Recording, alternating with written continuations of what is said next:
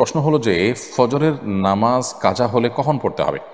ফজরের নামাজ যদি কাজা হয়ে যায় তাহলে আপনি ঘুমের কারণে কাজা হলো, যে কোনো কারণে কাজা হয়ে গেল, ভুলে গেছেন সে কারণে কাজা হলো, যদি এরকম হয় তাহলে সেক্ষেত্রে যখনই আপনি উঠবেন সাথে সাথে দ্রুত সম্ভব নামাজ পড়ে ফেলবেন।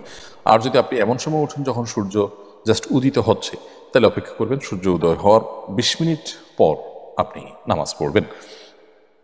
আর যদি এর পরে হয় তাহলে যে কোনো সময় সকাল 7টা 8টা 9টা 10টা যখনই হয়, আবার ঠিক দ্বিপ্রহরের আগ পর্যন্ত যদি সময় থাকে, যখনই হয় তখনই আপনি নামাজ পড়বেন।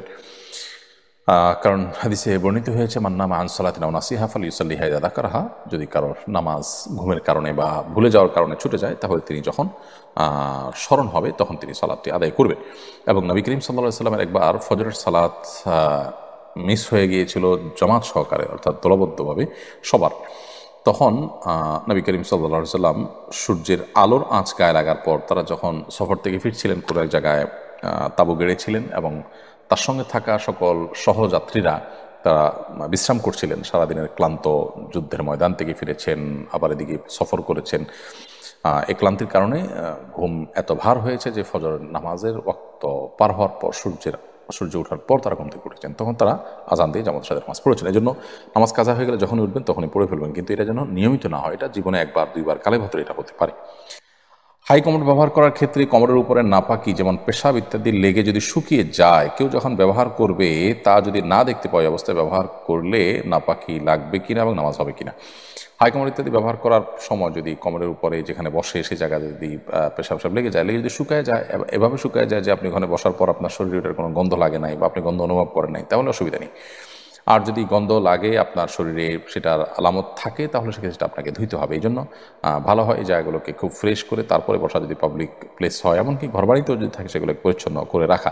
আর আসলে এই যে পশ্চিমা পদ্ধতি, এটা আসলে একে তো আনহেলদি পদ্ধতি, অস্বাস্থ্যকর। পায়খানা মানুষের ক্লিয়ার হয় না, নানান রকমের রোগ এখান থেকে তৈরি হয়, সে সাথে এখানে অপরিচ্ছন্নতার ব্যাপারটাও রয়েছে।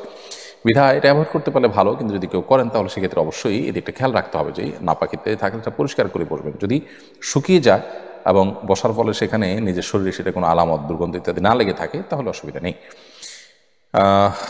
যারা নেশা করে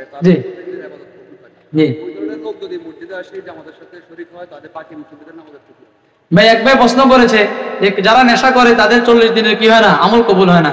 তারা যদি মসজিদে এসে নামাজ পড়ে তার কারণে অন্য মুসল্লিদের সমস্যা হবে কিনা। লা তাজিরু ওয়াজিরাতুন উযরা উখরা, একজনের কারণে আরেকজনের আমলের কি হয় না, কোনো সমস্যা হয় না। বাকি যারা নেশা করে এদেরকে সামাজিকভাবে আমাদেরকে বয়কট করতে হবে, তার সাথে লেনদেন বন্ধ করতে হবে, তার সাথে বিবাহ শাদী বন্ধ করতে হবে। তার বিয়ে শাদীর অনুষ্ঠানে আমরা যাব না, আমাদের বিবাহ শাদীর অনুষ্ঠানে তাকে আসতে দিব না। এটা যদি হয় তাহলে সে চাপে পড়ে এমনি সোজা হয়ে যাবে ইনশাআল্লাহ। কিন্তু একজনের আমলের কারণে আরেকজনের আমলের কি হবে না, ক্ষতি হবে। এক ভাই তাবিজের ব্যাপার প্রশ্ন করেছে, তাবিজ তোমার। ভাই দেখেন, তাবিজ তোমার ক্ষেত্রে একটা জায়েজ স্তর আছে, একটা স্তর হলো নাজায়েজ। রাসূল করিম সাল্লাল্লাহু আলাইহি সাল্লাম তার চাচাতো ভাই আব্দুল্লাহ ইবনে আব্বাস রাদিয়াল্লাহু তাআলা আনহু বিভিন্ন দোয়া পড়ে ফু দিয়েছেন, এবং উনি ওনার বাচ্চাদেরকে, যে বাচ্চারা ছোট বাচ্চা হলো, এদেরকে বিভিন্ন হাদিস আয়াত পড়ে কি করতে, বাচ্চাদের গলা ঝুলিয়ে দিতেন। তো আয়াত পড়ে হাদিস পড়ে ফু দেওয়া এটা জায়েজ। আয়াত আর হাদিস পড়ে কোনো বাচ্চা যারা দোয়া দরুদ পড়তে পারে না তাদের গলা ঝুলিয়ে দেওয়া এটা জায়েজ আছে।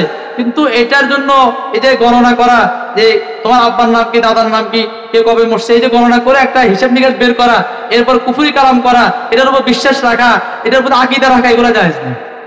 কথা বুঝে আসছে কিনা? শুধু কোরআন হাদিস, এরপরে আয়াতকে সংক্ষেপে বিভিন্ন সংখ্যা দিয়ে রাখা, হাদিসকে বিভিন্ন সংখ্যা দিয়ে রাখা, এটাও জায়েজ না। আপনি যদি কাউকে এরকম আসলো সূরা ইখলাস পড়ে ফু দিয়ে দিলেন, সূরা ফালাক নাস পড়ে ফু দিয়ে দিলেন, অথবা সূরা ফালাক নাস লেখে লাগিয়ে দিলেন, এতটুকু জায়েজ আছে। কিন্তু সংক্ষেপ করা, অন্য শব্দ লেখা, অঙ্কের মাধ্যমে বিভিন্ন সিস্টেম করা, বিভিন্ন যেগুলো আমাদের সমাজে আছে, এগুলো কি না জায়েজ না। জি।